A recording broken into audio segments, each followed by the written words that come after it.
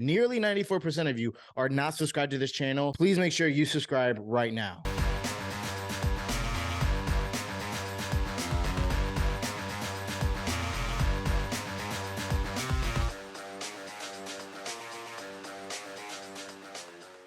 What is up, guys? This is David from Bronx Banter, and this is his dad, Mr. Dad, Edwin. That's Mr. Pops to you. Yes, Mr. Pops. Special guest today. Special episode today. For those that celebrate Thanksgiving, happy Thanksgiving. For those that don't, we just hope you had another great, amazing day. This is obviously a very different, very special episode. So glad to have my dad on here. Longtime Yankee fan. Oh, lifetime Yankee fan. Along with my grandfather, your dad. Three generations since we've came to the United States, and now 4 generations with my grandkids. Yes, my niece and my nephew. So this is going to be a very special episode, talking about the Yankees then, what he knows about the Yankees, talking about the Yankees now, what we both know about the Yankees. And obviously over the last few years, it hasn't been a super happy road for the Yankees. We haven't been the winning Yankees. No, haven't had the core 4. My PTSD is gonna kick it. No, yes, I wish we had version 2.0 of the core 4, but it's been, I mean, it hasn't been boring. No. That's the only thing. Been exciting, I guess. It depends on what side of the excitement fence you want to be on, but on the negative side, it's been really exciting, frustrating, twists and turns. Some of us have gotten ulcers and having to drink bottles of Pepto or whatever that other stuff popping. Coping with the pain. It's getting crazy. So on this episode, we'll be talking a little bit again about the Yankees then and now, and just jumping right into it. When you were a Yankee fan, during what era that was? I don't mean to age you. I'm gray's already kind of doing it, but yes, and then no hair. But yes. When were you a Yankee fan? During what era? And then share some of like your most memorable or the most memorable moment for you as a Yankee fan. Personally. Well, with me, it's been since I was pretty much a baby. As I said, second generation Yankee fan. Started with his grandpa, my dad, coming immigrant from Puerto Rico to New York, and the very first professional team he went to go see in person were the Yankees. And ever since then, he just became a fan immediately. And we're talking about, Yankees, and I guess to a certain point today is the same, but back then saying just Yankees, you knew exactly what team you were talking about. You knew, I mean, it was the Yankees, the New York Yankees. There was no doubt about it. It demanded respect just saying the name, whether you were a fan or whether you were not, and just the history behind it. And even back then, we were, the Yankees were considered, like the upper echelon of baseball, of sports. It's still the number 1 franchise in all of sports, I think, globally. So being a Yankee fan when I grew up, we had some exciting years. The 70s, come on, you had the Reggie Jackson era, you had Don Mattingly in the 80s, and in the 80s it got a little rough because there was a long spurt where we weren't doing well, almost similar to today. I say history repeats itself, but the 70s was the prime time. You had around Guidry, you had all those big guys, Thurman Munson, you had and then you go into the 80s with, I say, what the real Yankee fans, the longtime Yankee fans, if you're a real Yankee fan, you would know who Rick Cerone is, and if you don't, then you're not a real Yankee. Shout out to you guys. I know we got a few of Rick Cerones, remember, and those of us that know that era, the 10 jeans, Cerone jeans, he had his own line of jeans back in the day. And this is when the Yankees sucked, sorry. But yet, that's how famous they were, and that's the weight that team held as far as the name. That's cool. Yeah. So what was your number 1 moment? So we heard a little bit about our family and our generation's Yankee moment. What was your one, like, I'm sold as a Yankee fan? Wow. Well, I'm, 70s, obviously, the Reggie Jackson era, Mr. October. I think that's when really he got that moniker, when he was with the Yankees. So that makes sense, because he's one of your favorite. He was one of my favorite Yankees, obviously. The home run hitter, the clutch hitter, his his personality, Yeah. very, and for the Yankees, everybody was always low key professional, the pinstripes. He was very outspoken, very flamboyant in the sense of he was confident in who he was and how he played. He knew what he brought. And Steinbrenner, and that's the other thing, you know, George Steinbrenner. Yeah. I mean, you knew who that man was, whether you were a Yankee fan or not, and he just kept the team. It was all about winning. It was the passion of playing and winning, and if you weren't playing with passion to win, then you shouldn't be playing. What's his attitude? And as we saw with managers, the Billy Martin era, the Yogi Berra eras, the firing and multiple rehirings, and he wouldn't hesitate to cut you if you weren't doing what you were supposed to do. But he respected you if you played with passion, whether you were, Reggie, saying things that probably weren't that appropriate for the time, Yeah. or not. He just kept you and he respected you and he let you do what you could do. And that's what we need and we don't have, unfortunately, now. And that kind of goes right to my first question is what made the Yankees back then? Like what really made the Yankees the Yankees? It's like I said, it's the drive. I think it started from the top. You had Steinbrenner, and when you said Steinbrenner, we knew it was George. Yeah. You just knew it was the boss. And again, the boss. It starts from there. And when you have that drive and passion to win, it wasn't just about the money, because now it's been so it's I think in my opinion, the Yankees have become so corporate minded that it's all about making money. It's about the brand, where Steinbrenner, what makes the brand is winning. If you're winning and you're winning championships, he was a fan first. He was a fan exactly of the game, of the team, and he knew that if you're winning championships, the brand is gonna prosper. You don't have to worry about the business side because it's the Yankees, and that's exactly what it was. And when you are investing, in the win column, when you had those dry spells in the 80s, you still can ride along with them. And like I said, a true team, a true fan of a team is being a fan even when they lose. But even more so, it drives you to continue to hang with them because you know that at the top with the head of the organization, the mindset was where it needed to be. Yeah. Whereas now, I don't want to, yes, because I don't want to break stuff that here, but I just start throwing things out of frustration. But the management right now for me is, but that's a whole other question. So I'll stop No, now. no, you're right. I mean, it's unprofessional. Doesn't seem very, like you said, very corporate minded is the perfect way to describe it. Even, I want to believe that Hal Steinbrenner wants to win in the way that he says it, but I feel like keeping people like Brian Cashman around for as long as he has doesn't show that you want to win. Right. It kind of feels like Hal Steinbrenner's saying is like acting like a politician in the sense that he's saying what we want to hear. Right. But Yankee fans, we're not dumb. We know, we know it. We could read right through the bluff, right through the lines, and you got to put up or shut up. Yeah. And if you can't put up, then shut up and move out the way. And one thing that obviously I haven't been, I've been a Yankee fan more through the Hal Steinbrenner era than the George Steinbrenner era. That's just kind of aging myself a little bit. So, but one thing I didn't know about George Steinbrenner is that he would hold also the players accountable as well. He will call them out. You don't see that with Hal.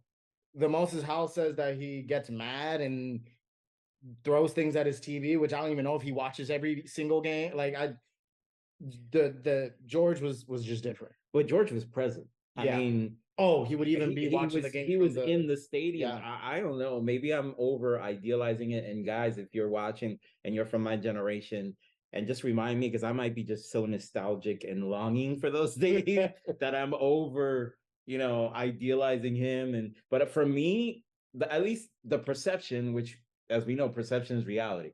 My perception was that the boss was in the office. And when I say in the office, he was at the stadium. I would say for every home game, even for road games, I remember seeing him, when I was watching on TV, and you would always see him engaged and plugged in at every game. And he was present physically. That's important. I mean, because, when the boss is in the room, you're going to, even in just every day-to-day work, you're going to work better. Yeah. Because there's some nervous, some angst. Oh, the boss is watching. I got to perform. And that helped, and maybe it's intimidating. I mean, he did have a reputation and he wasn't, always the warm and fuzzy kind of guy, but at heart, he had a heart of gold.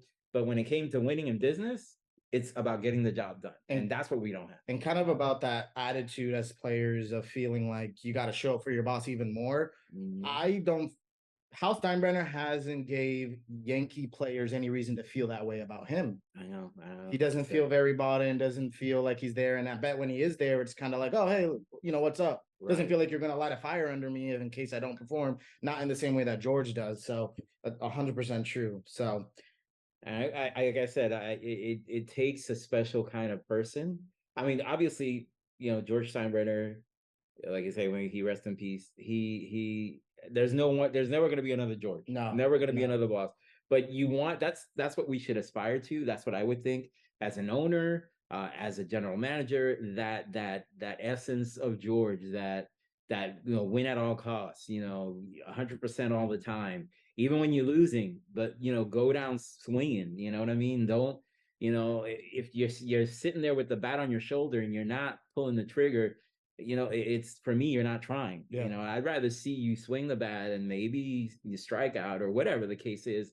And I'm using this in the context of hitting, but I mean, in just performance in general, or even the decisions they playing hard, playing with passion and losing with passion. Get upset when you lose. Yeah.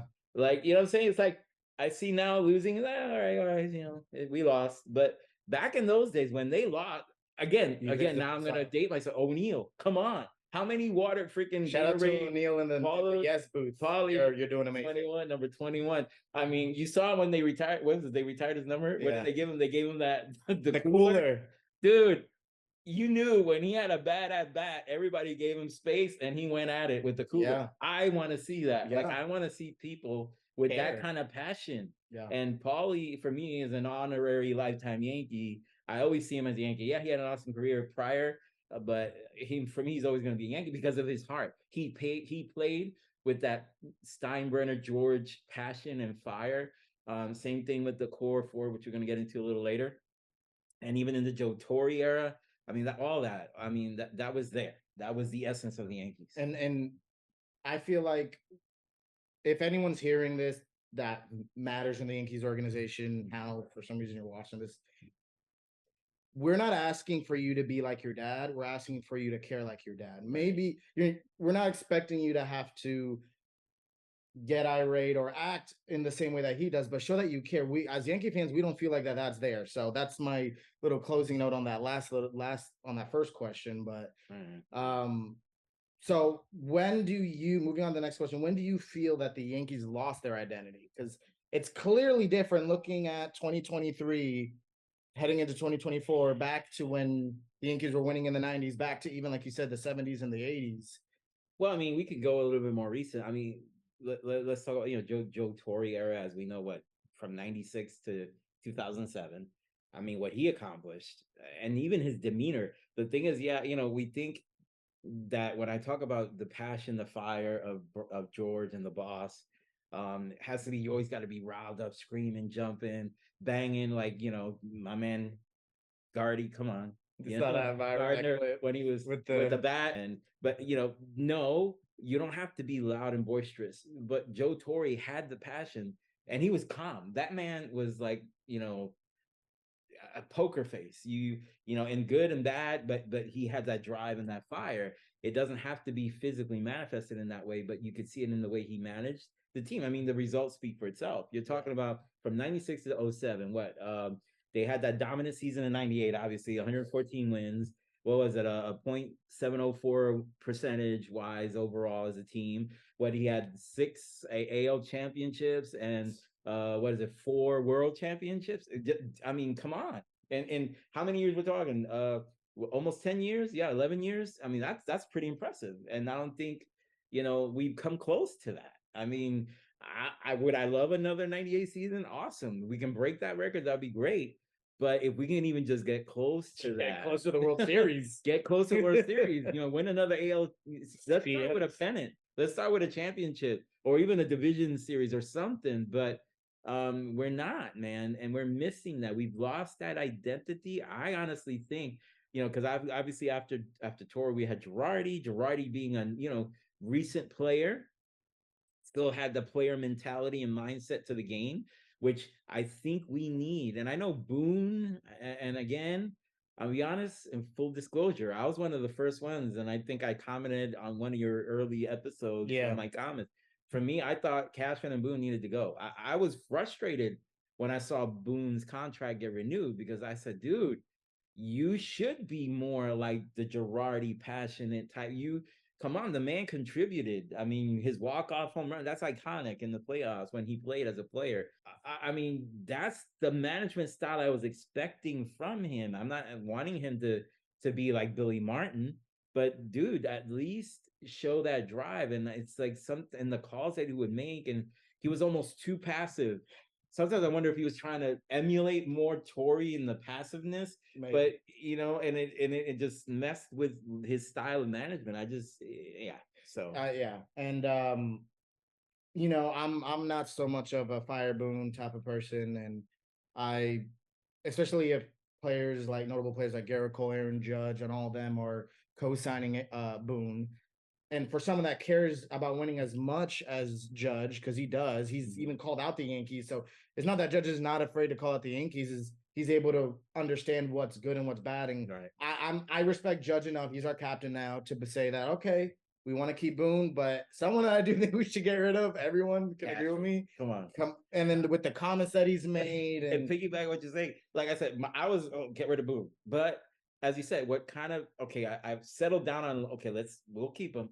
Well, as you said, when you got Judge, who obviously captain wants to be a Yankee. I mean, he could have easily gone anywhere else for way more money if he wanted to. But he even said in his heart and his wife, that spoke volumes to me. You're a Yankee, man. Yeah. That's it. You're a Yankee. So it's in his blood and his heart. It's in his DNA to be a Yankee. And he's saying and he's advocating for Boone. Then okay, you know what? Yeah. We don't know. We're not players. We're not. Yes. We're not in the locker rooms. Yeah. We don't hear. We don't see. We don't feel. Even on the bench, because we're from the outside looking in. But someone from the inside advocating that hard with the passion that Judge plays with, and even some of the other players, like you said, like the Coles, who again, longtime Yankee, lifelong Yankee fan since he was a kid, and he's saying, no, we got to keep Boone. So that's why I'm kind of okay. Let me step back. I'll step back on the Boone, but Cashman, come on. And then just recently, I mean, somebody needs to pull his foot out of his mouth because he's done. I think it's still lodged in there. Talking bad about staying, and even if you look back at the contract when they tried extending Judge has a little bit of beef with Cashman because Judge didn't want to publicize the contract, yet Cashman did. Yeah. And so I don't think we're the only ones, even in the Yankees organizations. I don't think there's a few people I believe that also want Cashman gone, and I don't know why. I don't know. For me, Cashman has become more famous and more aware. I'm like he's been on my radar, mine now more just because of the negative stuff. Yes, I'm trying to think back. Can I remember Cashman for anything good? And maybe I'm just so biased that I can't. I really can't. And I heard that though they won in 09 and some of the younger years, that was more because of the previous GM that brought up and drafted the core four like Pettit and all those guys. So even then, it's kind of hard to give credit to Cashman. I think the biggest thing that Cashman did, which was with Powell's money, was in 09 when they got out to share BC, was it in that? Sabathia, I think. There was and then they made a trade. Was it Burnett they also got or Swisher? They traded for Swisher. There's a few moves they made. That was like one of their bigger off seasons. But even then, I think that was more of a when you got the pieces that were there to play with, it's easy to make those moves. And you're inheriting it. Yeah. So it's gonna make you look good. And again, I don't want to take away from Cashman, but I mean what's making me do that is what I'm seeing now. Yes. Now for me, then it's like, well, now that I look back, then was it really Cashman or was it the fact that, as you said, the previous GM set it up for you so that it made you look good? And now, it's kind of like he's just kind of sitting there and just hearing what he says and just what he spews out is just so frustrating to me because there's seems to be no accountability. That's my point. And one of the craziest things is, if you guys don't know, I was reminded of this a couple of days ago. Not this offseason that we're in, but the last offseason we got Rodon, right? After we got Rodon, Hal Steinbrenner himself said, we're not done yet. What was the biggest thing we needed? We needed a left fielder. So we're like, great, we're going to get a left fielder. We went a whole season without a left fielder. Well, we're not done yet. You didn't say we were going to be done. You just said, I guess he was. We're continuing on to the next season. Apparently, we're still. But with all that being said, it makes me wonder if Hal Steinbrenner had the idea of making a move, but Cashman never followed through with that. So there's all these things going on within the organization. That's just. All we know is that if George was in charge, that wouldn't have happened. So. It just feels like there's disconnects. I don't know if it's me, but there's like, when the things when pressure's put on, they try to regroup. Okay, let's reconnect. But during the season or when they need to be making moves, there's like disconnects. It's does Hal really know what's going on with Cashman? Does Cashman, you know what I'm saying? What because if the other thing, and again, I don't want to stutter, but I'm just as I'm as I'm channeling my frustration with what I'm thinking about today and back then. You know, even with the boss, and I'm sure it wasn't always hunky dory. I'm sure there was friction in the executive levels, but there seemed to be this cohesiveness, if I could say it right. Or, I mean, obviously the boss was the boss, and you either it was one vision and one direction, and you jumped on, and you're either part of it or you just didn't get off the train.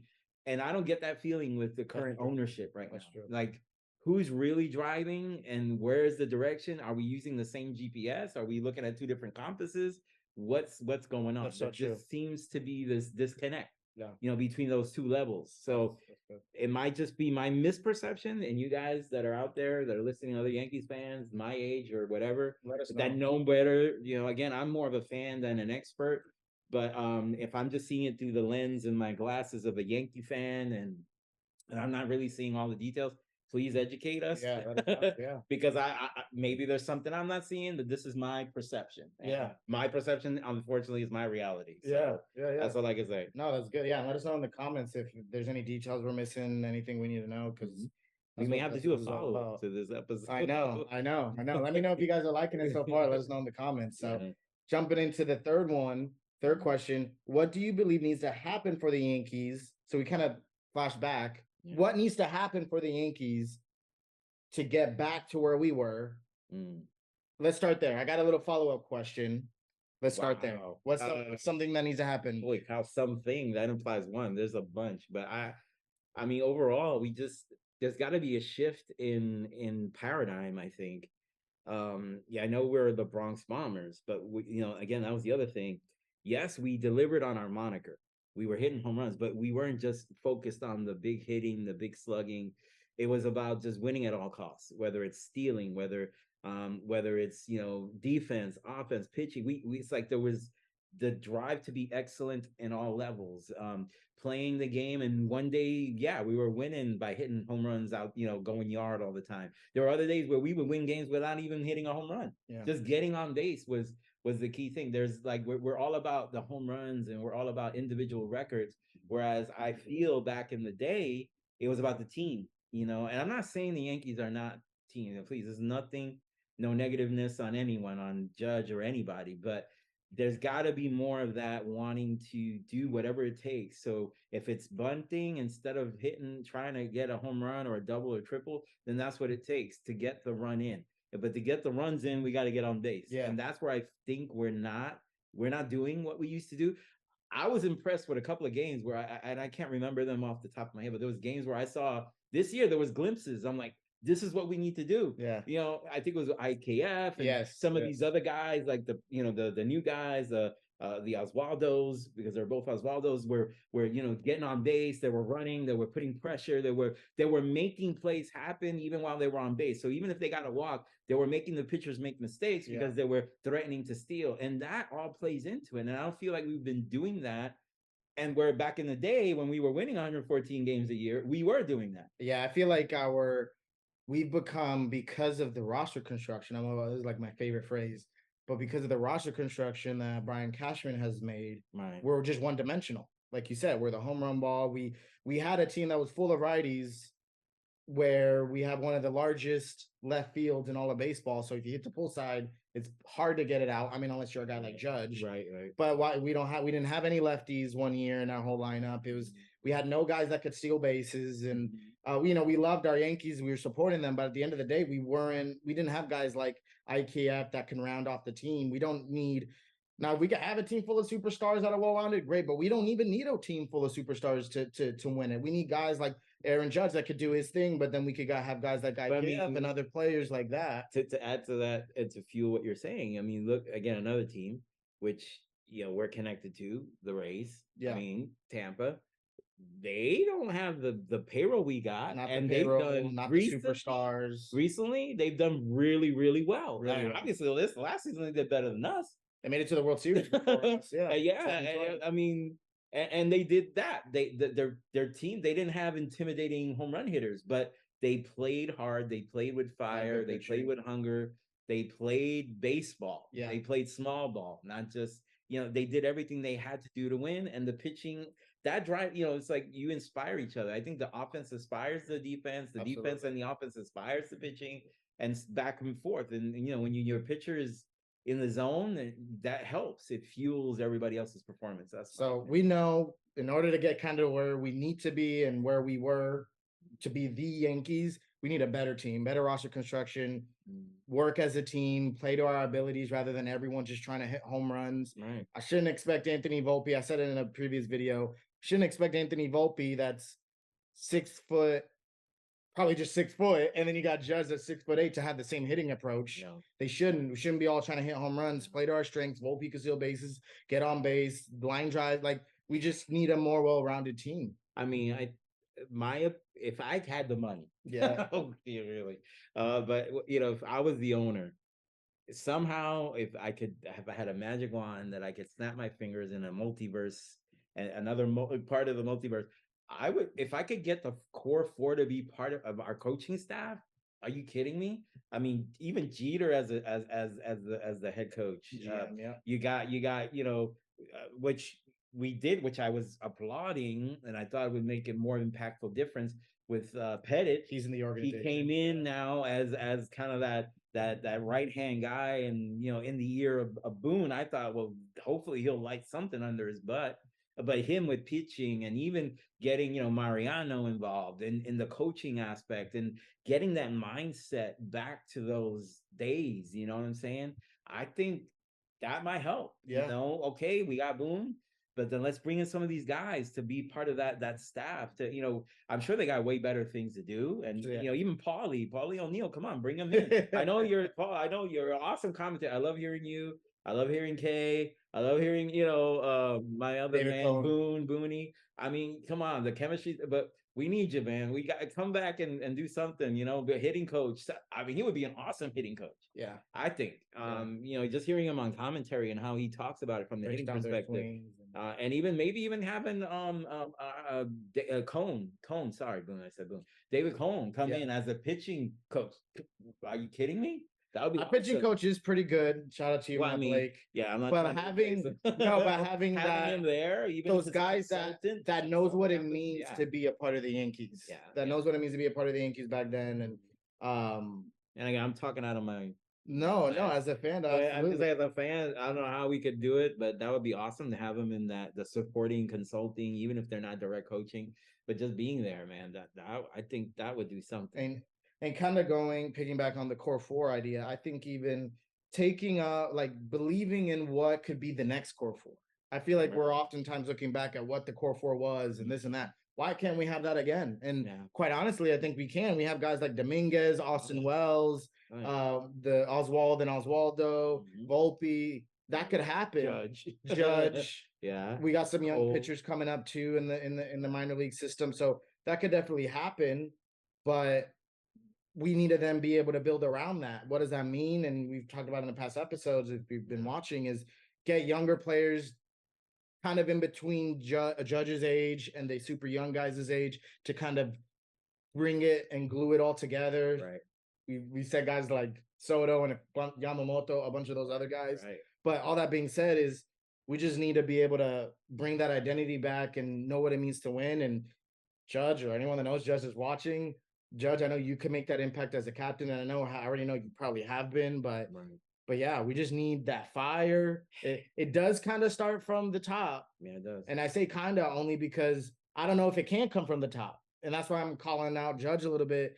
I guess he's gonna have to step in and then carry that ship. Unfortunately, somebody. I think Boone's got to have also a come to Jesus moment somewhere because I don't know, put him in a room with some of the I mean, they did play together for a bit. Have Jeter and these guys get them in a room and knock some sense into them or do something, figure out what's going on. But I really think it's almost like a feeling that if Boone's not doing something the way he should, which I think he could be doing way more, Yeah. it almost feels like it's because he's being held back or he's being directed not to.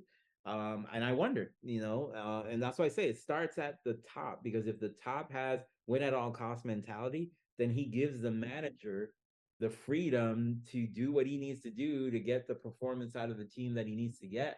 And we seem to be, and I'm again nothing against Judge, but I just see a lot of coddling. And then maybe this is my misperception, but back in the day, compared to some of the guys I'm seeing now, you didn't have so much coddling. I mean, it's a little bit like, I get you guys you're paying a lot for these guys and you got to take care of, and you think of them as property or whatever you want to call it, but man, we need players that play. Yes, you're getting the big money, but you play because you love the game. Yeah. And that's what I'm hoping.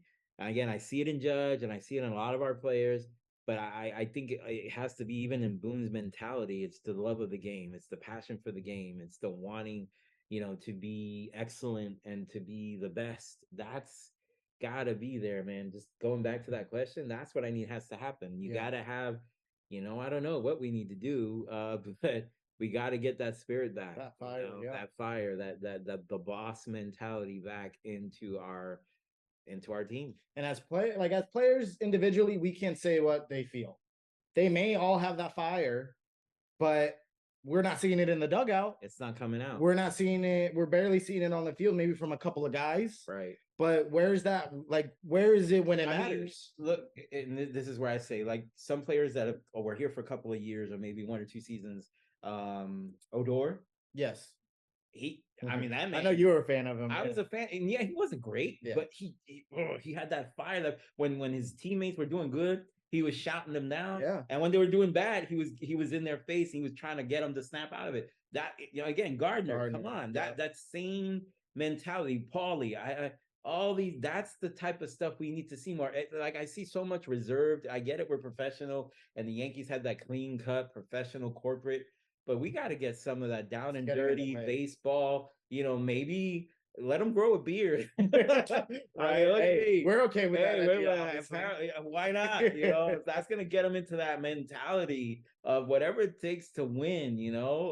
Let's just do it. Change the dress code. I don't know. I know we try to have the clean cut professional thing, but let them do whatever it takes to get them to get back into that mindset. We need to let it do it and make it happen. There's a lot of things that we need to do to get to where we want to be, winning a World Series.